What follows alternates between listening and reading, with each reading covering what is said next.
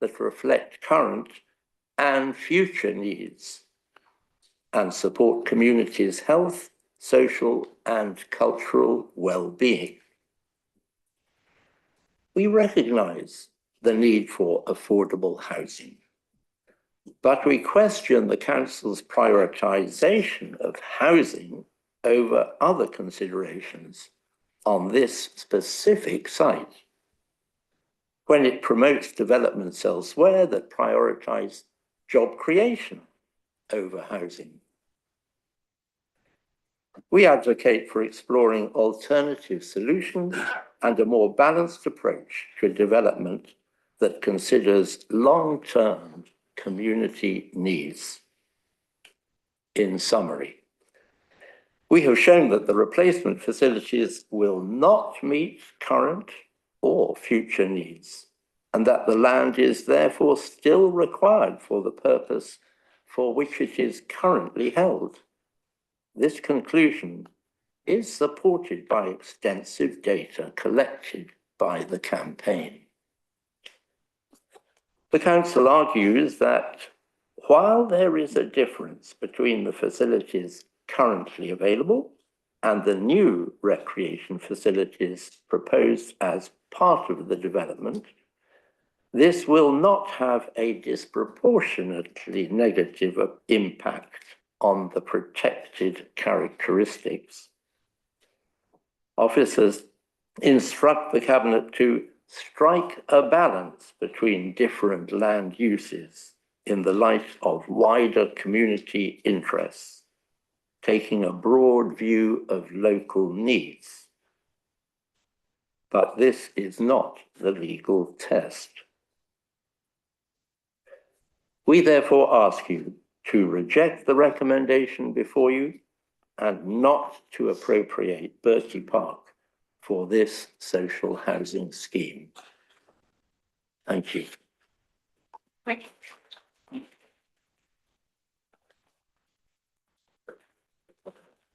Mind just switching the microphone off there? Sorry, could you just switch the microphone off? Apologies. And thank you very much for your address. And obviously, we note the contents of that, and we will take the contents of your address into consideration as we make our decision. So thank you very much for coming here today. There are a few more items of business before we get to the report, but we will get through those fairly quickly, I think. So the next item on the agenda is councillor addresses on any item for decision on the Cabinet agenda. I have not been notified of any. We don't have any councillor addresses on neighbourhood issues, and nor do we have any items raised by Cabinet members. So the next item on the agenda is scrutiny reports. Are we ready to go to our Chair of Scrutiny? I did note that there seemed to be some exchange earlier to suggest that she might not be able to hear us. So she's not there now. Okay. In which case, we'll come back to that item on the agenda and we'll move straight into the report on Bertie Place. Is everyone present for that item? Good. Right. In which case, I think I'm over to who's leading on it, Linda or Ed? Linda, over to you. Thank you. This site has been earmarked for housing development in successive local plans since 2013, and the plans currently being put forward by OX Place realise the potential of the site for housing development while getting the balance right and preserving the opportunities for play and enhancing access to green space for local residents. Alongside the new homes being built on the site, OX Place are planning to build a new public play area, a multi-use games area to replace the existing equipment. In addition, an area of currently hard to access wasteland, roughly equal in area to the Bertie Place site itself and immediately adjacent to it, will be opened up with a new bridge and a nature trail. And this, of course, will complement the facilities at Hinksey Park, which is less than 15 minutes walk away. Oxford needs homes because we are the least affordable place for housing in the UK. People on average incomes are priced out of the housing market, and private rents are nearly double that for England as a whole. We have nearly 3,500 households on our housing waiting list. The cost of housing pushes people into hardship, overcrowded conditions, or out of Oxford altogether too often. And it's the main reason more than a quarter of our city's children live below the poverty line. Each of the 22 new council homes in Bertie Place will be let at social rent levels, which are typically around 40% of private rents, making a small yet vital step in tackling inequality in our city. The remaining 9 homes will be shared ownership, which is a low-cost option for people to get on the property ladder by buying a share in a home they couldn't otherwise afford to buy outright. So I think the plans do get the balance right between addressing Oxford's really acute housing need and preserving the quality of the local amenity and the access to facilities for local people. So there are 2 recommendations that we're being asked to agree tonight. One, note that following the statutory public notification process of the council's intention to appropriate the land to planning purposes, 3 written representations, including one signed by 97 people, were received in response to the public notice. And 2, approve the appropriation of part of the land in the council's ownership at Bertie Place Recreation Ground on Site A to planning purposes, so as to facilitate its future development for new housing. So I hope we'll have the support of colleagues supporting this report this evening. Thank you. Thank you, Linda. Ed, did you want to add anything? Okay. Dave, did you want to say anything? Yeah, if I may just draw attention to a couple of things in the report. I think Cabinet last had a report on this in August 23, after which we commenced the consultation. Appendix 1 shows the consultation response in some detail. Linda's obviously referred to it, but that's come in various forms, and obviously the address today. The most significant change that was made following that consultation has been to reduce the area of the appropriation on Site A, and that's shown at paragraph 5 of the report. And as you'll read in the main body of the report, the recommendation is that the remainder of that Site A, as indicated, is no longer required for the current purpose and should move into the planning purpose to bring forward the development. The other item I'd note in the report is following that recommendation, we've conducted a quality impact assessment, which is at Appendix 2, and that sets out some of the reasoning and the mitigations that again, Councillor Smith has identified. I just thought I'd draw those points out really, if I could. Thank you. Thank you, Dave. I'll now take questions and comments from Cabinet members. Councillor Hollingsworth first, and then I've got a question too. I've got a couple of questions just to make sure I've correctly understood 2 things, and then a comment. So if I could have that after the answer to the questions, that's all right. The first question, I just wanted to check my understanding of the impact of the appropriation as illustrated in paragraph 5. I did set out my glasses, it's a lot easier. Paragraph 5, and then the re-provision or the additional provision or the replacement provision or whatever one wants to call it on Site B in paragraph 6. So my understanding is that from the appropriation, the area to be appropriated is the open space and the Muga, is that correct? And that will be replaced on the remainder of Site A and then the open space on Site B, albeit with, I think, a slight reduction in size. So I just wanted to check the facts of exactly what was being appropriated and what was not being appropriated. And then my second question, which would be directed to our legal advisor, is we heard reference to the Wednesbury rules of unreasonableness. I'm pretty confident I know what they are because I teach them. I wondered if you could explain, possibly for those who don't have the pleasure of teaching the Wednesbury rules of unreasonableness to second year students on a regular basis.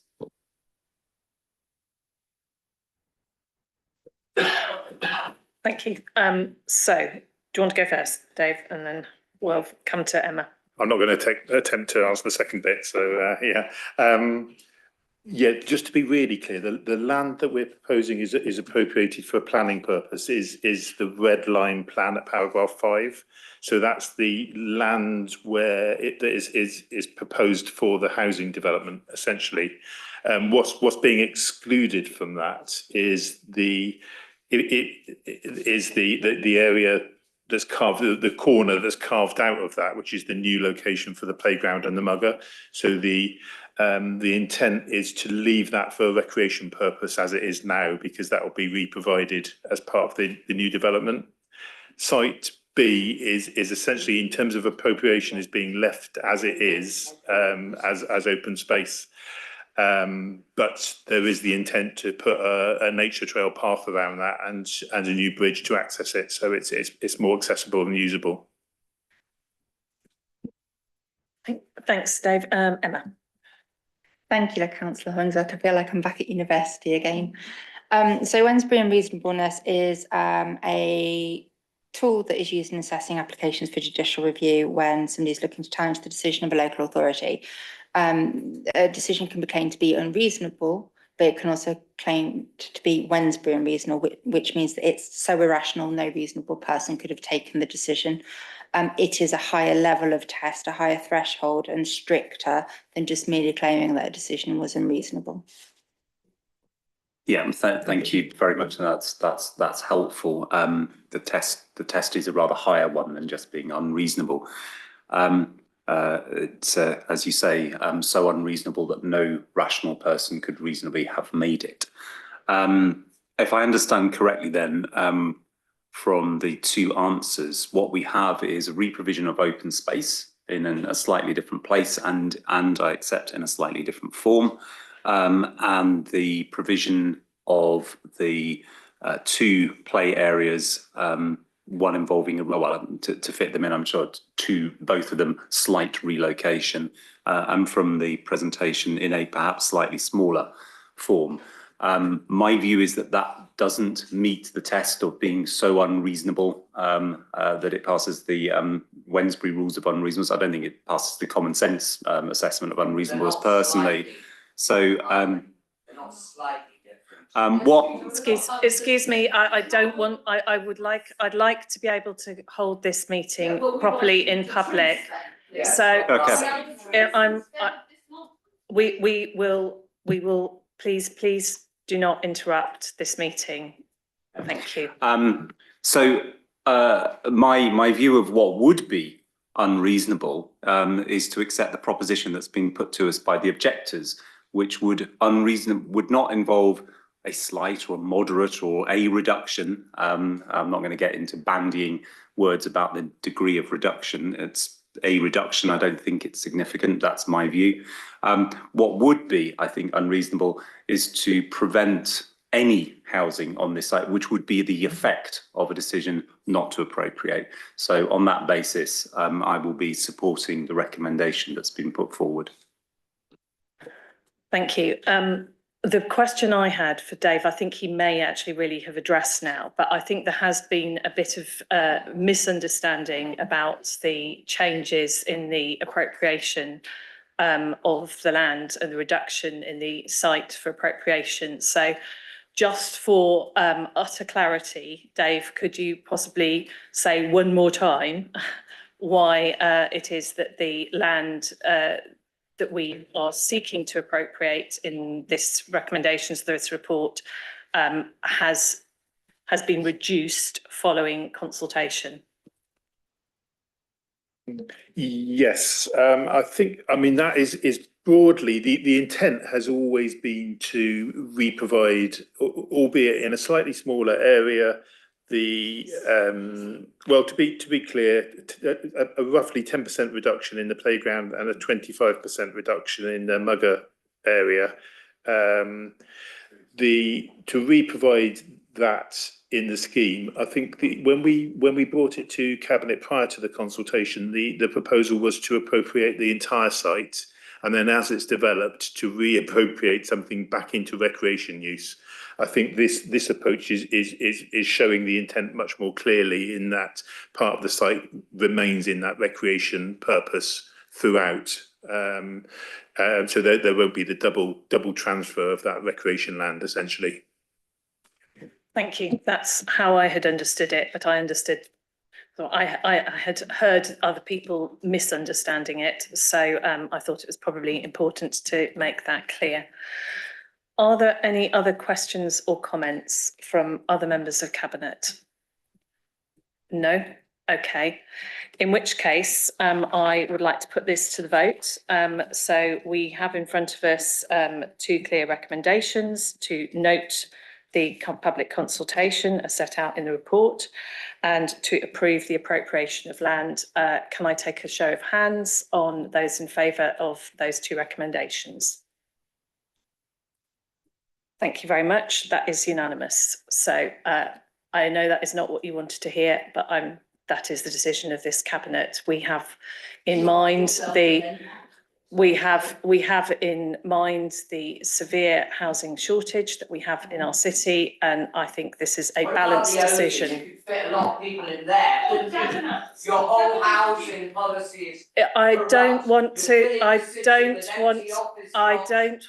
have to ask for the room to be cleared, but I will if that is necessary. Away from the poorest people in Oxford.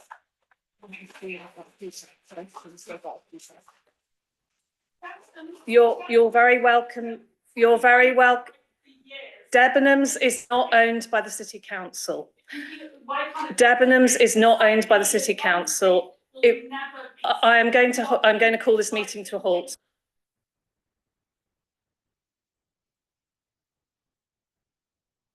You're welcome to leave.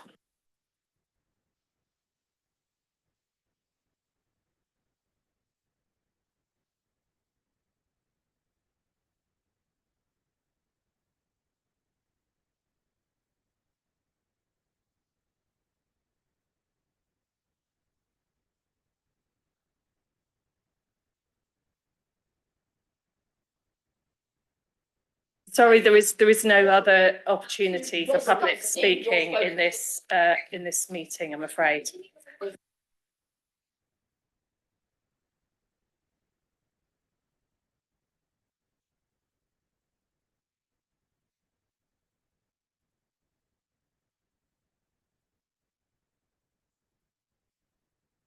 I'm suspending this meeting until the room is cleared.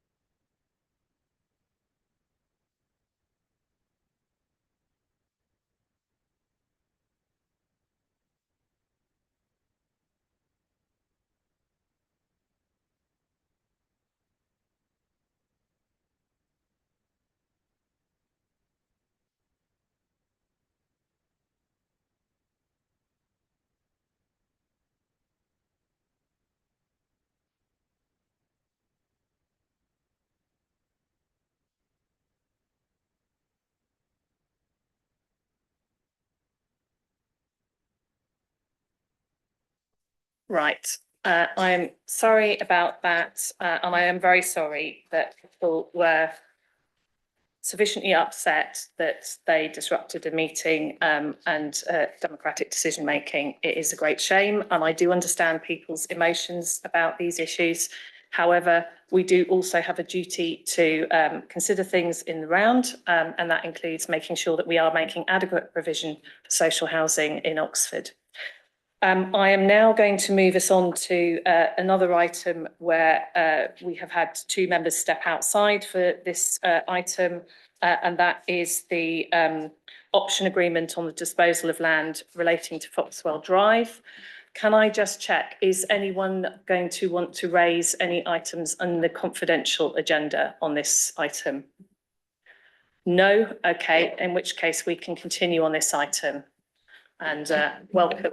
And I think this is you to introduce, Ed? Thank It you. is, yeah, that's right. So I think this is a fairly straightforward report, Chair. There's a proposal which is certainly not, it's not in the local plan yet as a site, let alone gone through the planning process for some developments at some land owned by Ruskin College.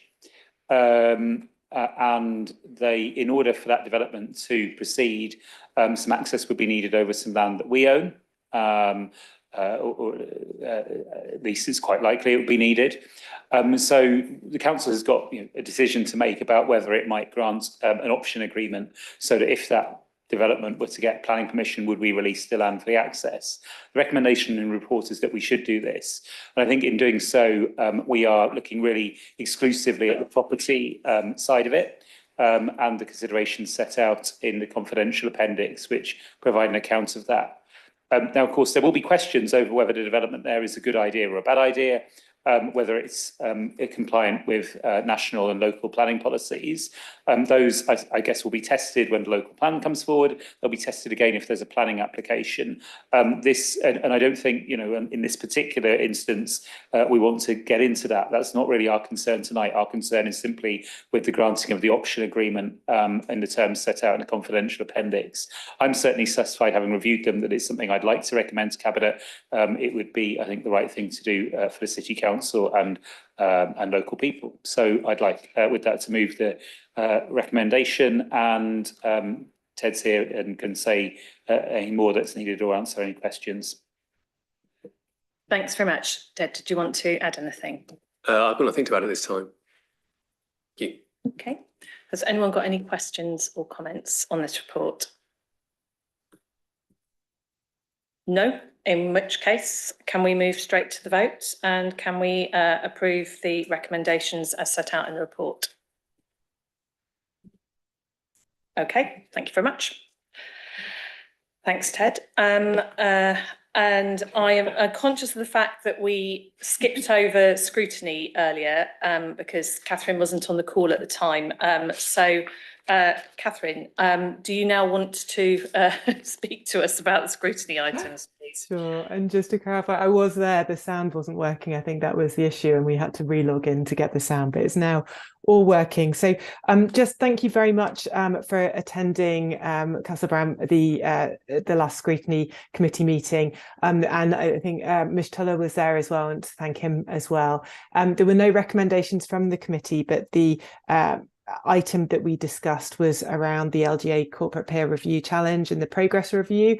And I want to just convey scrutiny's gratitude to you all for the good work that's been done on this, and acknowledge the positive feedback that was received.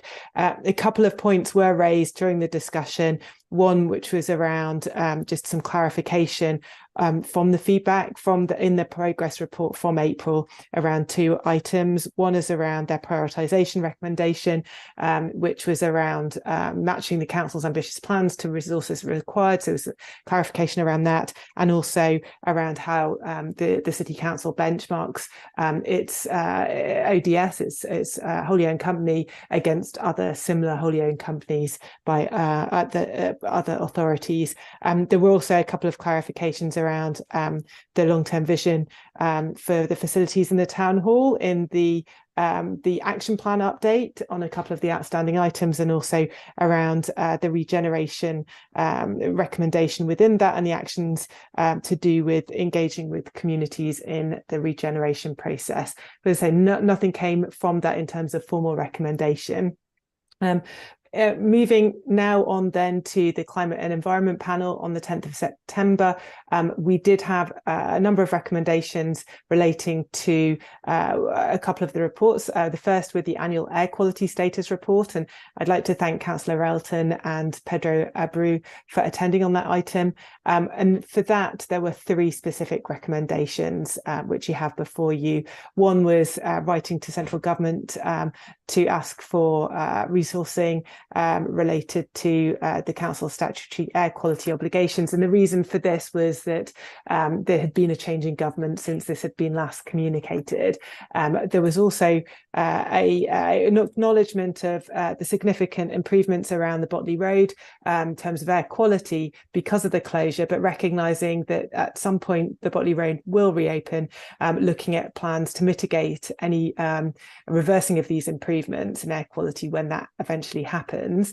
There was also a point around investing in air quality display boards across the city. This is something that also had come through previous work that the council has done in engaging with community who are wanting to see this information displayed. So when there's a good air quality day versus bad, and there was also a point around limiting licensed taxis in the vehicles in the city, but this was very specific to actually private hire vehicles and around air quality related issues, since they're not subject to some of the same recommendations or requirements rather in terms of the ZEZ and low emissions.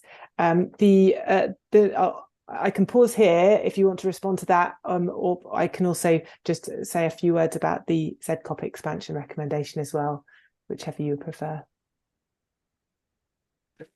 Sorry, Catherine, I was just looking behind me to see whether Councillor Railton had rejoined us, but she stepped out to speak to some of the people who were in here earlier. So she's not actually here at this moment to address your comments. So my apologies for that. But I think she probably did address them during the scrutiny meeting. Yeah, so just I guess one thing to say on that is that despite the recommendations, we were very impressed with the quality of work that's been going on in terms of air quality, and so congratulate the team for that. But of course, there's always scope for some improvements. So just then on to the remaining item, which was on the ZCOP expansion. Again, that was Councillor Railton and Ms. Tuller who attended for that, and for that we made this one recommendation, which was seeing as whether it's feasible to create a mechanism where organisations that are headquartered outside of Oxfordshire but have a footprint operating within the county can engage through ZCOP. So that was the recommendation there. Just finally to say that the Housing and Homelessness Panel did meet on the 10th of October, but no recommendations were made when they considered the housing complaint handling annual report. And thank you to Councillor Smith, Neris Parry, Richard Woods, Kieran Edmonds and Abby Bird for attending on that discussion item.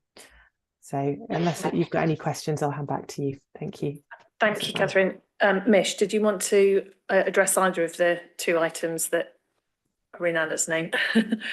Very, very briefly, in respect of the air quality items, we were sort of pleased to say that, yes, the letter is being drafted to go to DEFRA, querying a change in its approach, which of course would have been under the previous government in respect of withholding grant, that addressing the Botley Road, I was going to say return to normal, that might characterise it in a slightly odd way, but essentially at the point that that traffic resumes on the Botley Road, we'd expect that and the traffic filters and so forth, and any other measures that the county council implements would become integral in terms of our next air quality action plan that the City Council is responsible for producing, which would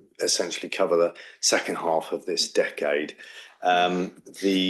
The air quality display boards are something which had already been discussed at county-wide level, and I think are in train to sort of be implemented. The private hire vehicle situation is just that there are no powers that we can use to restrict numbers. In terms of the ZCOP recommendation, yes, absolutely. We hope to have as wide a number of member new partners as possible, including those that might not necessarily be based here in Oxfordshire. Thanks very much, Mish, and thank you very much, Catherine, for joining us and for the comments from scrutiny, which are welcome as always. So I think, unless there's anything else, that we are now then ready to move on to the next item on our agenda, which is the Housing Complaint Handling Annual Report. So Linda, over to you. Thank you. So this report highlights key performance data, trends and service improvements related to council housing complaints. Also outlines how the council is adapting to meet new regulatory standards set out in the Housing Ombudsman's Complaints Handling Code and the Social Housing Regulation Act 2023. The main issues raised in complaints included delays in repairs, poor communication and the handling of damp and mould. And we do recognise the need for better communication and improved complaint management in order to reduce dissatisfaction. And we are working in a number of areas towards that. So establishing a dedicated customer care and complaints team within landlord services to ensure independent and thorough investigations of complaints. The introduction of ODS's texting service to make managing repair appointments and providing immediate feedback easier for tenants. Providing enhanced training for staff to recognise complaints early and respond effectively. Appointing a specialist damp and mould surveyor to deal with complex cases. And implementing new systems to improve tracking and reporting of complaints and related service issues. So while, you know, we would always wish that no one would have cause for complaint and everyone was always entirely happy with all of our services, all of our landlord services, it is important, this report is important in terms of us being open about our performance, to show where we need to do better, and for us to learn from where we're not getting it right and improve services for the future. So in that respect, you know, very much welcome the publication of this report and it being on our agenda this evening. Thank you very much. I can see both Kat and Bill online. So do either of you want to add anything at this stage? Yes, Chair. It was mainly in relation to the requirement for the governing body of the council, being Cabinet, to make a response to the report so that it can be published on the website alongside the actual report, and that's one of the second proposal in the covering report. Thanks very much for that. So are there any questions or comments? I've got one myself, but Alex. Yeah, I think this is already in train, but it kind of jumps out from the report that the way that the reports are logged, the council ones are logged under their kind of subject area, and then ODS is just a lump of ODS. I assume that the massive majority, if not all, of the ODS ones are to do with repairs and maintenance. So I assume, I can't imagine what else they would be. But it does, I think we need to make sure that next time ODS use the same reporting template, because otherwise it's quite difficult to differentiate what the issues are here.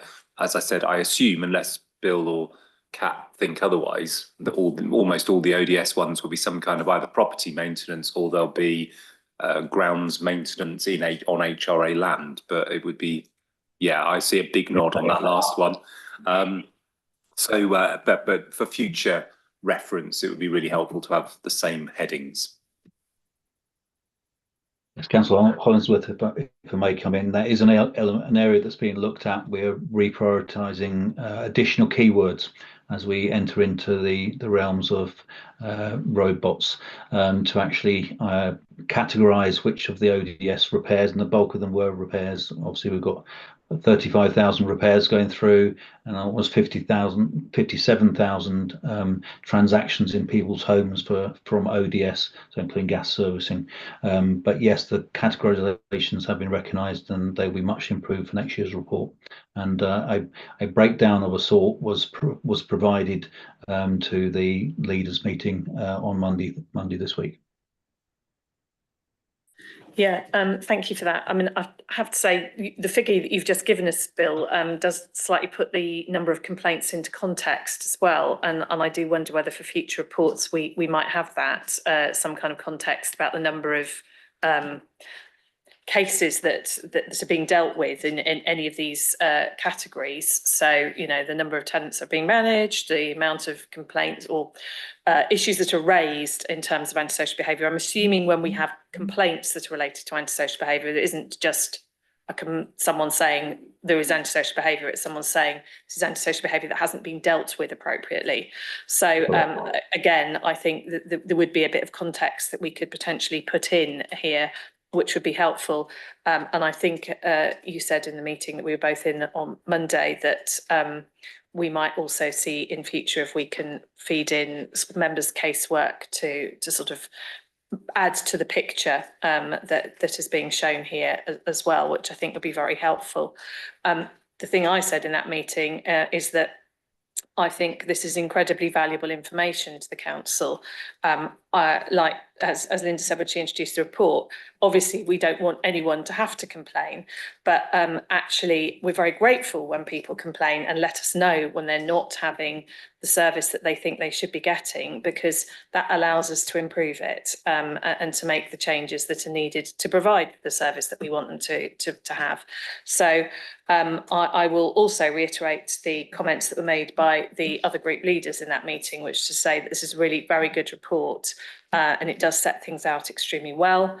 There are, of course, some minor improvements that can be made to report, as has been described, for future years. But all in all, I think it shows that things generally are actually working pretty well. These are pretty small percentage of people who are finding complaint with our services, and they do seem to be being addressed in a pretty reasonable manner. For most people, they aren't being taken to further stages. So thank you for the report. Are there any other questions or comments? Lubna. Just a comment from me, Chair. I also want to raise my voice in what Alex has just said, and I think that the consistency between ODS and Oxford City Council, obviously people sometimes contact ODS directly because they're already having existing work, but I think the crossover would be beneficial for them to tie up with Oxford City if we're on the same page. And I would also like to thank the cabinet member and the officers for their hard work. I'm sure this cannot be easy with the amount of cases influxing, especially through the last current year. Thanks very much, Lubna. Any other questions or comments? No, in which case can we? So in terms of providing a formal response to the annual complaint performance and service improvement report, how are you anticipating that happens? Is that going to be Linda producing a statement summarising our comments today? Is it not in the pack? Was it in the pack? Sorry, did I miss it?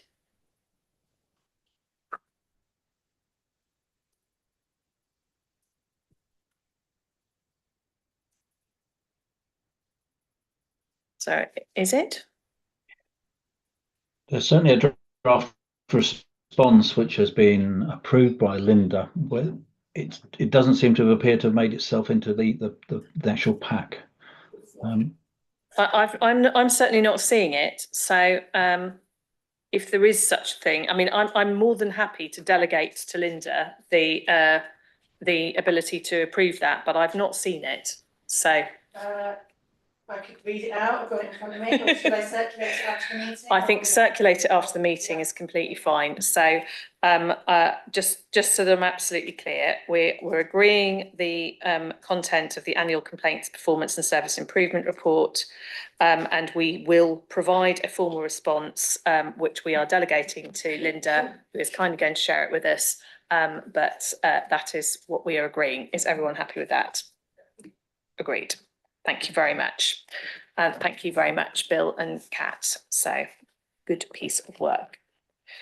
Right, I am now going to skip an item for the moment, which is, so we will come back to the LGA corporate peer review, and we will go to the procurement of the new planning, IT and document management system, because I know that David was keen to take that item earlier, and I'm afraid I wasn't able to do that, David, because we did have quite a sort of pressing agenda tonight. Louise, over to you, and then to David and Lan. Thank you, Susan. So this is about the need to procure a replacement for the uniform and the iDocs document management systems that we currently have. These are systems that are used by most departments, many departments across the council, including sort of planning enforcement, home improvement agency, the ICT department, all sorts. The current contract expires in early 2026, so we've got to get a new system in place before that. And this is a chance to get something with a whole range of capabilities, covering the whole range of different things that we do across the council, and the many different data sets that we handle as well, actually. It's going to do, we hope, things like, keeping track of planning applications, restaurant inspections, logging requests for bathroom repairs, etc. So there's a whole lot of things that could be made more efficient, that perhaps can be automated. Dealing with these vast data sets could be done better. Importantly to note, it's going to involve migrating a lot of stuff we currently have on servers in the town hall or in stacks of paper to iCloud storage, which is going to free up some space here in the town hall.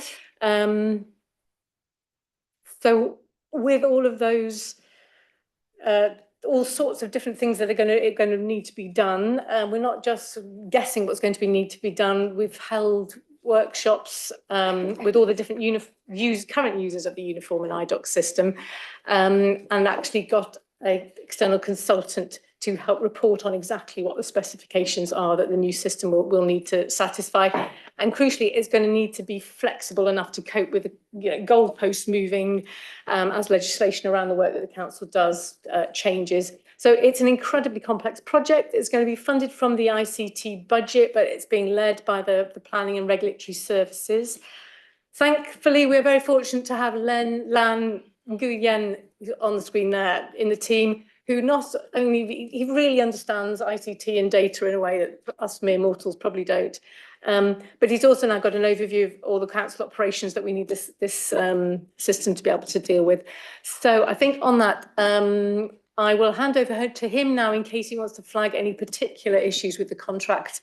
And I don't know if David wants to put in his 2 pence worth as well.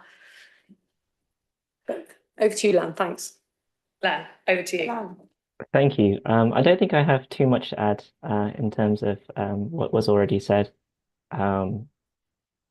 David, is there anything more from your end? No, I think Councillor Upton covered all of that. Just to thank Lan for all of his hard work on this. This is an immense project. We've got a board of people supporting us as well to make sure we get the right procurement, legal advice as users of the system, as well as their specialisms as well. So looking forward to hopefully being able to take this out to the market and see who comes back and tenders for this important and exciting piece of kit for us. Thanks very much, David. Has anyone got any questions or comments? Alex. Well, it's about databases and about planning, so obviously.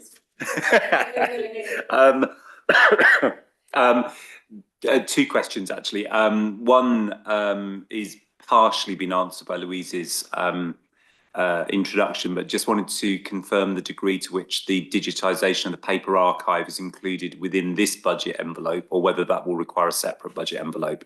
I think the answer is it's going to require a separate one, but it would be good just to confirm that. And the second thing, this is a long project, likely. The recommended is for it's a 3 + 2 + 1 + 1, so 7-year contract. I can see that rapidly running out. Is 7 years the maximum that we can go for, or should we be looking at the term? So that was the second question. And the third question, the last time the council undertook a major IT acquisition project, how to put this, lessons ended up being learnt. And one of the key lessons was the importance of cleaning the data before it went into the new system, rather than just dumping a load of old records in and hoping it would work out well, which it didn't. Do we have, as part of the steering group or working group that you described, representatives from that last project, those who have learned the lessons, and are you taking on board their experiences, both positive and negative? I'll have a swing at. Oh, go on, Louise. Sorry. No, I was about to hand directly over to you. I mean, I know these problems have been being thought about because you told me they have, but perhaps you'd like to answer Alex's questions yourself. Yeah. Thank you. Sorry. So working backwards, yes. So procurement are very involved in this process. So the QL lessons feed through those. We have had separate conversations with finance colleagues, and the sort of lessons learned kind of document as well as factored for us. We are very conscious about the quality of the data that we have sitting in the background. We've had Uniform IDOCs for probably 2 decades. There are a number of areas where the system has been made to work, which will make mapping data fields like for like very difficult. So we know that we've got a lot of work to do there. Some of that will obviously be done in partnership with whoever is successful in terms of the contract, but we're already working through our different kind of plan A's, plan B's, etc., to make sure we keep the feet to the fire in terms of delivering of a new system, but don't kind of rush it and end up in a bit of a mess. The effectively 7-year contract will begin in 2026. So that is the term that we've gone for. Longer offers some security, but obviously offers us some restrictions in agility. So we would not want to be with the uniform system currently. From a planning point of view, we have lots of issues with it. So you don't want to lock yourself into too long a term, if you like. So this is kind of what we think is the sweet spot. But what we'll make sure is that as we're doing those, and the implication of those small +1s at the end is allowing us to reflect whether we know we need to move slightly earlier or to procure a longer contract earlier as well. And then lastly, scanning, you're right, that's part of a separate project. We are the project sponsor for that as well, and we're working through that, and we should hopefully be able to bring forward a cabinet report in fairly short order about where we're going to go with that project. But that is a separate digitization project. We're very conscious that these two things might coincide, and we just need to kind of plan how that works through. But we need to move forward with both of these things separately as well as in tandem. Lan, anything you want to add to that? Did I miss anything?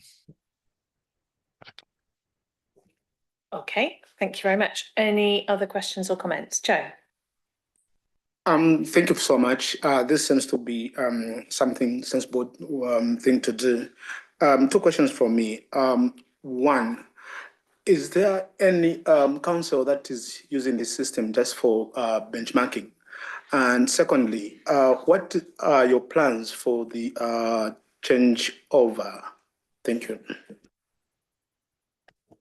I guess I can start. So we don't know who we're just about to put it out for tender. So we haven't appointed anyone yet, but I guess that will, people, when they're evaluating offers, will check that it's working successfully somewhere else. And the second question was? Changeover plans. Changeover plans. I know, again, that is something maybe Lan or David will comment on, but absolutely we need to make sure that the current system is supported until it ends, and that there is a handover period while we transfer things over to the new system. Anything specific to add on that, Lan or David? Just to add very quickly to that, it's actually part of our procurement process to scope out what the migration process looks like, different suppliers, and for them to really give us a good detailed plan in terms of how they would support us in that migration from the current system to the new one. So It could be anticipated that if we go with the incumbent supplier, for example, there may be different transitionary arrangements to if we were to go with a completely new supplier. So it's very much part of our scoring within the procurement process that we will need to be reassured that plans will be put in place to secure the delivery of the project. And sorry, just on the first question, just to, I know Louise answered it as well, but is it part of the scoring system to look at how many other authorities are actually using a given system?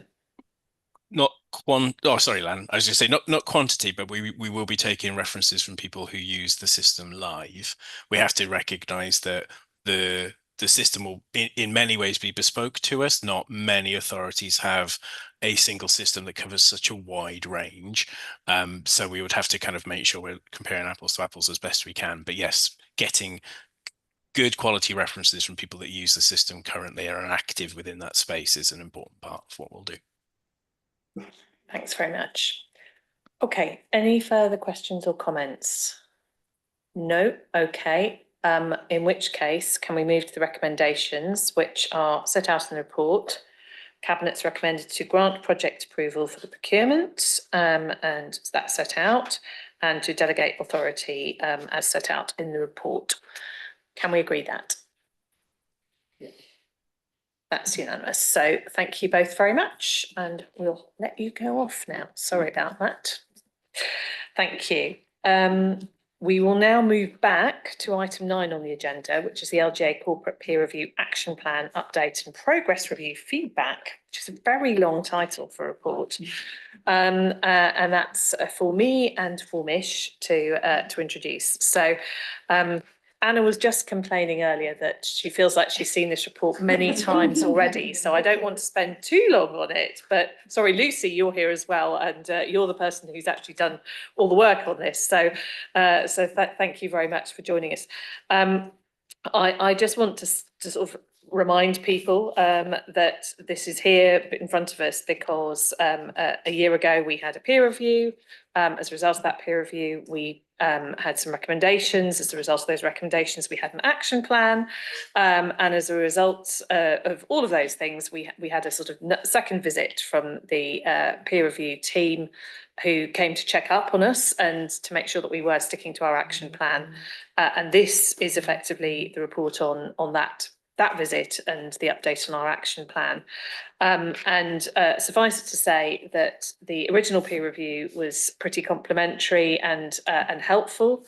We were very pleased with the recommendations that they made to us, found the action plan to be useful in terms of feeding into the work that we wanted to be doing and the areas that we felt needed some priority work as a council. And in terms of our action plan, we had very nearly delivered on our action plan by the time the peer review came back.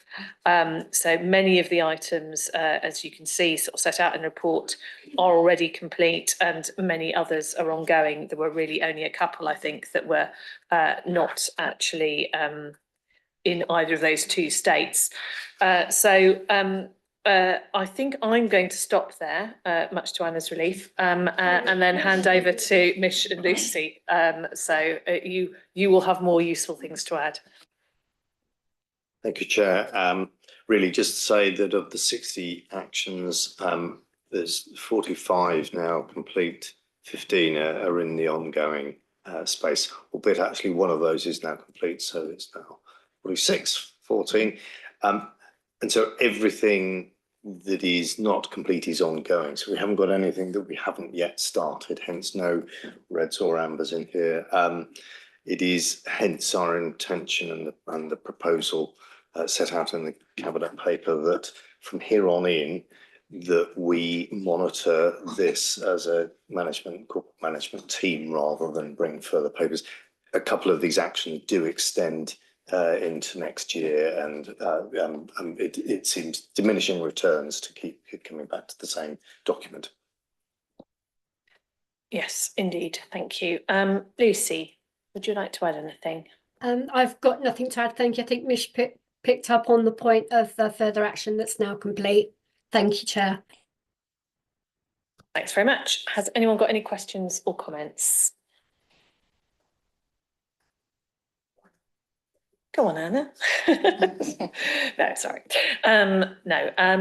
No, okay, in which case, can we just try and remember what the recommendations are? Note the progress and updates, note the feedback report from the Local Government Peer Challenge, and agree the remaining tasks in the Council's action plan are incorporated into the Council's ongoing work, monitored by the CMT, as Mish just set out.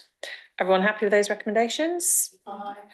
Thank you very much. Okay, in which case we are now moving on to the acquisition of social rent properties at Barton Park. And I think I am over to you again, Linda, on that. We decided to reserve a change of voice in the next case. Ah, okay, sorry. Well, Ed, my apologies. Over to you. No.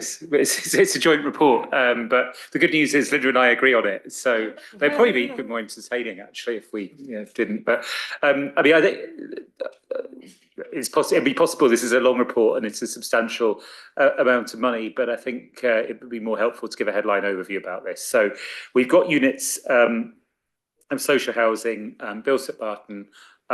Currently, and the plan was that they would be acquired by the OX Place or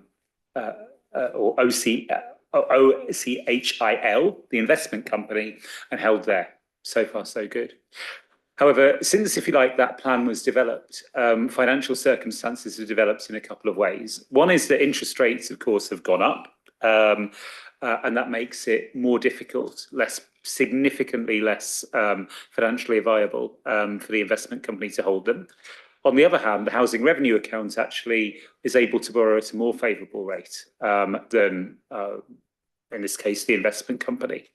So as a consequence, the company would run into some challenges if it borrowed money from the council at a markup and then bought the properties. Instead, it's significantly more advantageous for the council to hold the properties.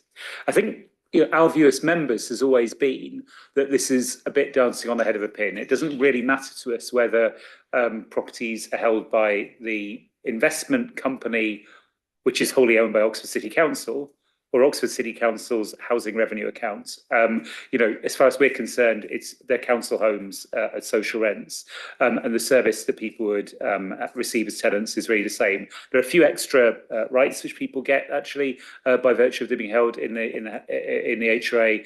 But for the most part, we're talking about the same houses, the same rents, the repairs being done by the same people, all the rest of it. It's just a change in ownership. There is an impact because the council will no longer get the interest on the loans it would have made to the investment company, which is a shame. But then again, companies which are in financial difficulty aren't in a position to pay any interest. So, that is what it is. That is my best attempt to explain in headline terms what this proposal is about. And I would commend the recommendations to the Cabinet tonight. Thank you very much. I can see Dave and I can see Jane and Tom Hook. So would any of you like to add anything to that? No, everyone's saying no. Linda, did you want to add anything? No, nothing to add. Okay. I think you set it out pretty clearly, Ed. The one thing I do need to check is there is a confidential report associated with this. Does anyone need to ask any questions on the confidential report?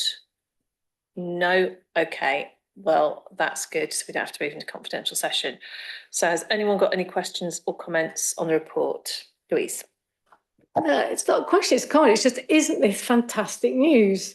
Isn't it just fantastic? There's another 350 Oxford City Council houses for homes for people on our waiting list. And I'm always so proud when we talk about Barton Park because it's that joint enterprise between the City Council and a developer. And we've managed to make it work so well. We've got our 40% council housing out of it, plus another 10% affordable homes out of it, plus a primary school, plus new sports pitches. Plus linear park. It's just, this is what really good house building councils do. Thanks very much, Louise. Has anyone got any other questions or comments? No? Okay, can we move to the recommendations then, which are lengthy and set out in full in the report, so I don't intend to read them all out. But hopefully everyone has had good mind to those full recommendations. Are you happy to agree them? Yes. Yeah. Thank you very much. Excellent. Right, well, thank you for that. I think in spite of the variation of the order of the agenda, we have largely got through it now. We are now on to the minutes of the last meeting, which are set out on page 187. Can we agree them as an accurate record? Yep. And has anyone got any matters arising? No? Good. In which case it only leaves me to remind you the dates of future meetings, and the next meeting is on the 13th of November. So thank you all very much. I declare the meeting over.